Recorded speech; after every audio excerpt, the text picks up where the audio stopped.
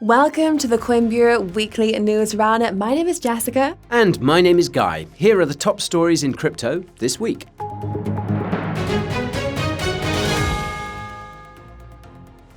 BTC's oversold status. BTC experiences a false breakout before pulling back on bearish macro and crypto factors. When could the recovery rally come? ETH ETF Hopes. ETH rallies after meme coin activity picks up and Franklin Templeton's spot Ethereum ETF lists on the DTCC website. What does it all mean for ETH? Major stablecoin developments. US politicians push for stablecoin payments as payment companies prepare for possible regulations. How this could affect the crypto market. Japanese yen implodes. The world's third largest currency falls to its lowest level in over 30 years, leading to speculation of a global currency crisis. Everything you need to know. And a closer look at last week's top performing cryptos and where they could be headed next. All this and more in just a moment.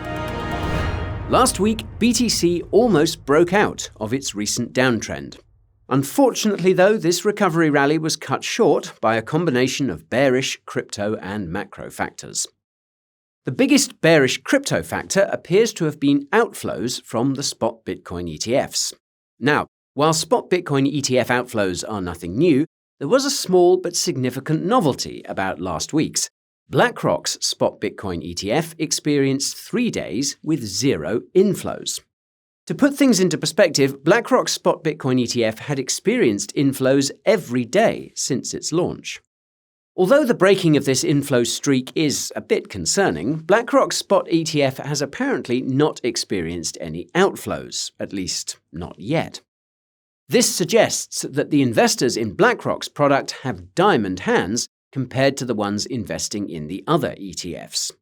Still, it all begs the question of why the inflows into BlackRock's ETF came to a halt.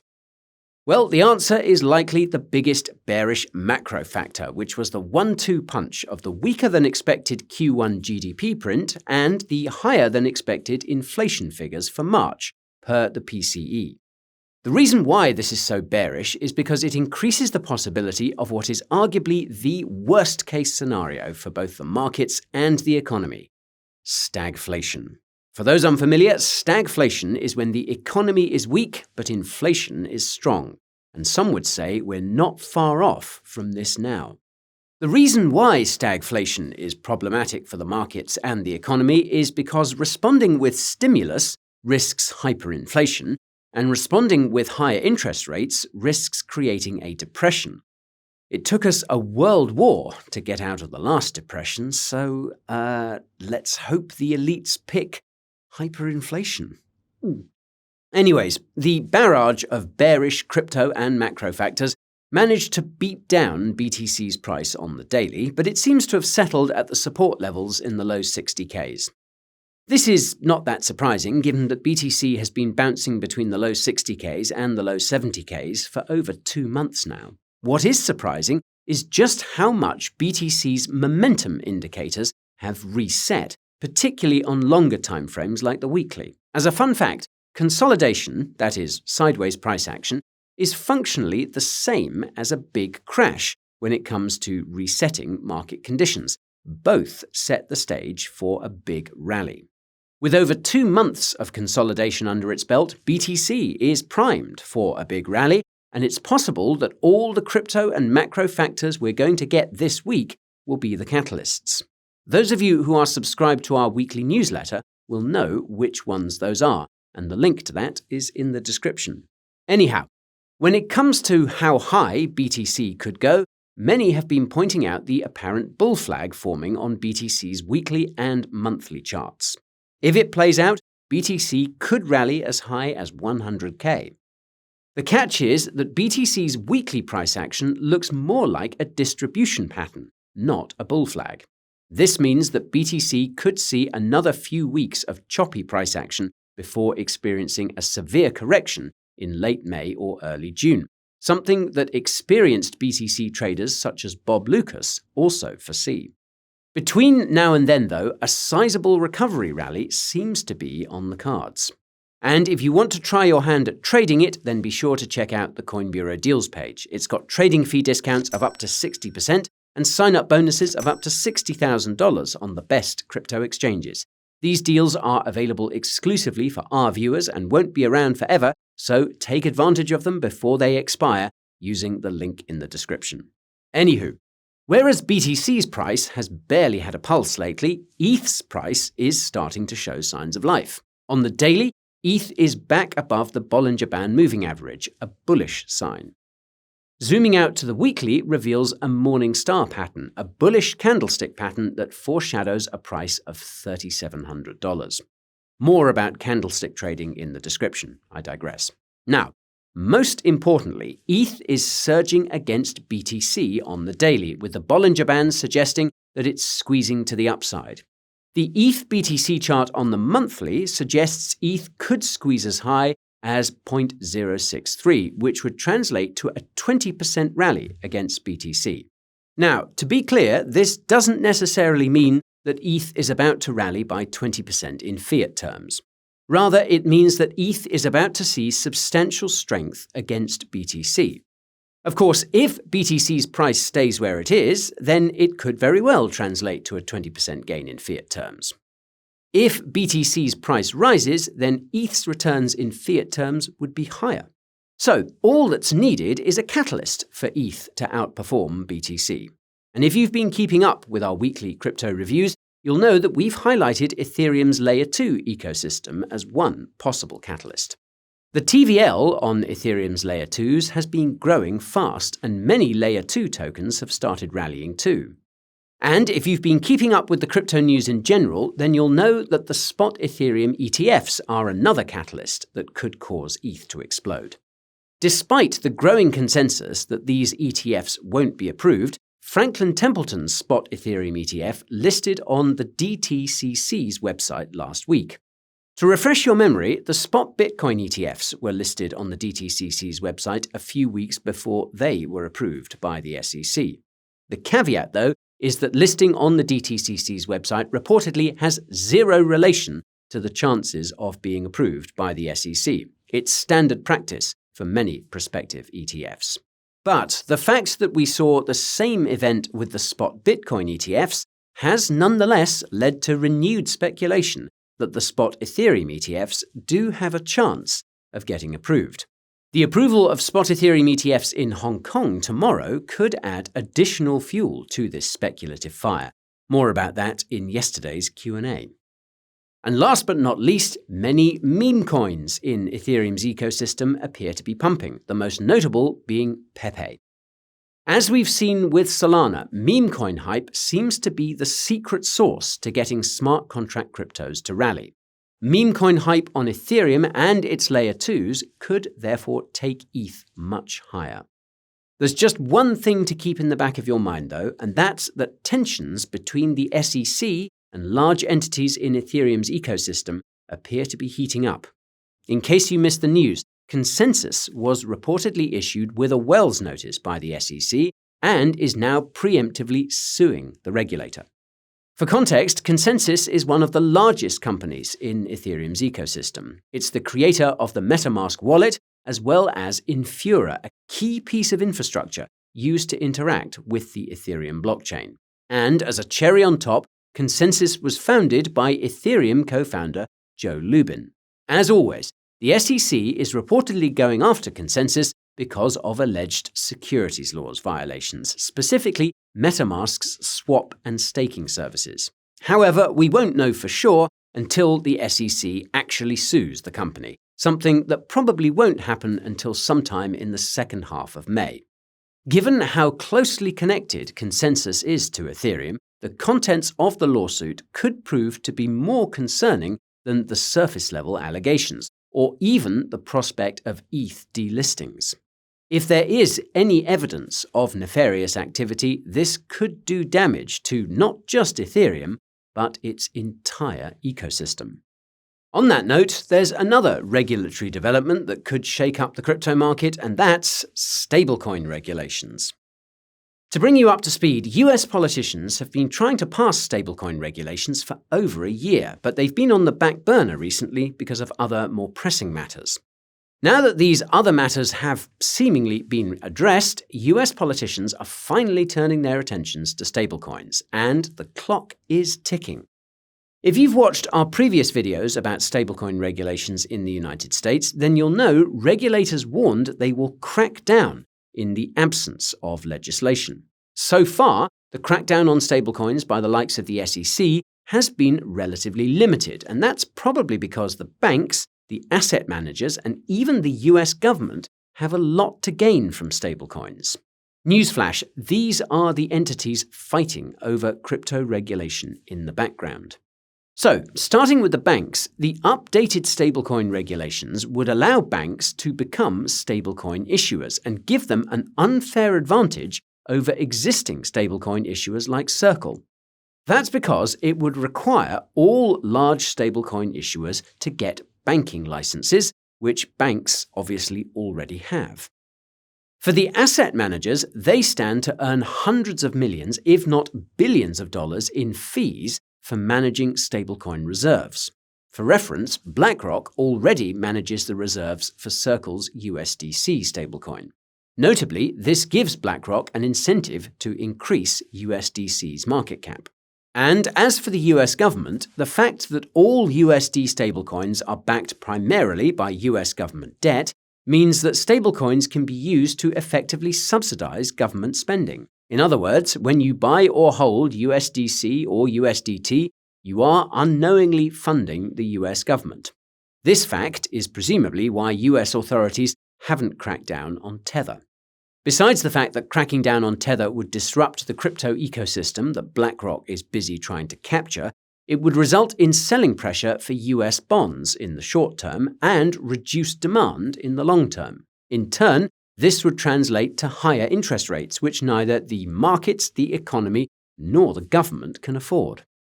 That's why it's a bit odd that the updated stablecoin bill includes a de facto ban on stablecoin issuers not based in the United States.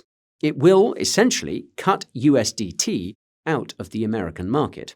In theory, this will result in more demand for USDC, but in practice, stablecoins aren't used that much for trading on US exchanges. Case in point, the trading pairs with the most volume on Coinbase are all against USD.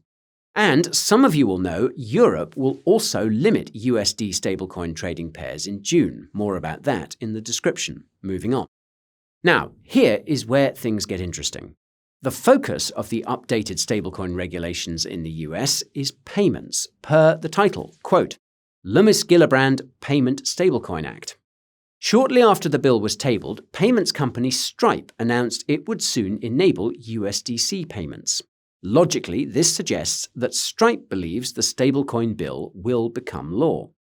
In addition to this signal, what's interesting is that Stripe will support USDC on Solana, Ethereum, and Polygon to begin with. Logically, this suggests that all three will become the standard, and that Sol, ETH, and Matic could all benefit as a result. Now, as amazing as this all sounds, there are two things to keep in mind. The first is that these stablecoin regulations may not become law anytime soon, and that's guaranteed if we see, say, more escalation in the Middle East. The second is that these stablecoin regulations could set the stage for CBDCs. Take a second to consider that centralized stablecoins like USDC are functionally identical to CBDCs. The only difference is that stablecoins are controlled by private companies, whereas CBDCs are controlled by governments and central banks. In the case of BlackRock and USDC, the lines are certainly blurred here. And speaking of digital currencies, it's possible that a CBDC will be the only way for Japan to get out of what could be an imminent currency crisis without destroying the global economy. As mentioned earlier, the yen fell to its lowest level against the US dollar late last week, and this is just the tip of the iceberg. So let's start with why the yen is crashing. There seem to be two reasons, one short-term and one long-term. The short-term reason is because the Bank of Japan was more dovish than expected in its recent meeting. Since investors believed the yen would strengthen, the opposite happened on this catalyst. The long-term reason is because the Japanese government has the highest debt-to-GDP ratio of any country. Similarly to the stagflation issue, Japan's debt issue means it can't stimulate too much without causing hyperinflation, and it also can't raise rates too much, as doing so would bankrupt the government. Not only that, but Japan imports most of its energy. Because energy is paid for in US dollars, this means that the country must constantly sell yen for USD. As some of you may have noticed, energy prices have risen recently because of geopolitical tensions in the Middle East. This has put more pressure on the yen versus the USD. This ties in to what the Bank of Japan can do to support the yen. There are three options. The first is for the BOJ to sell some of the US government debt it holds for USD in order to buy yen. As some of you will know, Japan happens to be the largest holder of US government debt outside of the US, which gives it lots of legroom. The problem with this approach, though, is that selling too much US government debt would cause interest rates in the US to rise, which would cause issues for US markets. In a worst-case scenario, it could also cause issues for the US government, though it would likely be able to print its way out of any trouble. This relates to the second option, and that's for the Federal Reserve to swap USD for yen in a sort of OTC deal. Put simply, the Fed would basically create USD out of thin air and give it to the BOJ so that it can buy yen. This seems to be the most likely outcome, and it's likely that it will be combined with the third option. That third option is for the Fed to be more dovish than investors expect later this week on Wednesday when it announces its next interest rate decision. This would narrow the difference in interest rates investors expect between the US and Japan, which should, combined with some subtle stimulus, bring the yen back from the brink. To be fair, there is a fourth option, but it's probably impossible for the BOJ to exercise. That takes the form of an unannounced rate hike, which could put pressure on the Japanese government due to its massive debts and pressure on all the foreign assets that were bought using borrowed yen when rates were at zero. In sum then, it looks like there's only one option for the yen, and that's for other currencies, namely the US dollar, to weaken. This will involve some form of stimulus, which will be beneficial for crypto once it makes its way into the markets. Come to think of it, this could be the catalyst for the recovery rally. And with all that said, it's about time we looked at last week's top-performing cryptos. So, Jessica, take it away. Thank you, Guy. Well, last week's top-performing cryptos were PEPE, Bonk, Hedera Hashgraph, Near Protocol, and the Gate token. Starting with PEPE, it appears to have pumped on the news that Coinbase has listed perpetual futures for the meme coin. It's believed that this foreshadows a listing on Coinbase's spot markets, something that PEPE is currently missing. Believe it or not, but PEPE appears to be painting a bull flag on its long-term price charts. If it plays out, PEPE could almost double from its current levels. This would require quite a bit of hype and FOMO to achieve. A Coinbase listing combined with an ETH rally could do the trick. Next up, we have Bonk, which appears to have pumped on the project's sponsorship of Crypto Fight Week and the drone show advertisements the meme coin had been doing in Dubai. Like PEPE, Bonk is looking bullish on its long-term price charts. The difference is that it appears to be painting a sort of double bottom pattern. Regardless, it likewise appears to be primed for another 2x rally, which wouldn't be out of the ordinary given that meme coins are the first movers during rallies. As for Hedera Hashgraph, its HBAR coin pumped on the news that one of BlackRock's funds had been tokenized on Hedera's Hashgraph. The thing is that it wasn't BlackRock that did this, but another UK firm. BlackRock subsequently clarified that it is not affiliated with Hedera Hashgraph. The result is what you see here, a massive speculative pump, followed by an equally large dump. The good news is that HBAR still appears to be in a long-term uptrend. The bad news is that the recent rally appears to have marked a local top. It could be weeks or months before HBAR reclaims these levels. When it comes to NEAR protocol, its NEAR coin appears to have pumped due to its growing popularity of its data availability layer.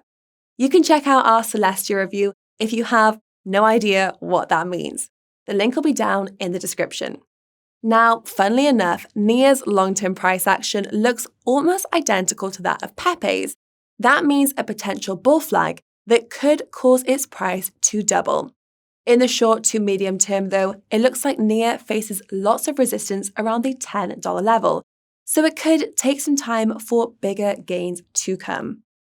Finally, we have Gate.io's Gate token, which likely pumped because of increased traded volumes on the crypto exchange. Because Gate is an exchange token, there isn't much use in doing technical analysis, but its long-term price charts suggest a retest of $10 before a cup and handle to $14.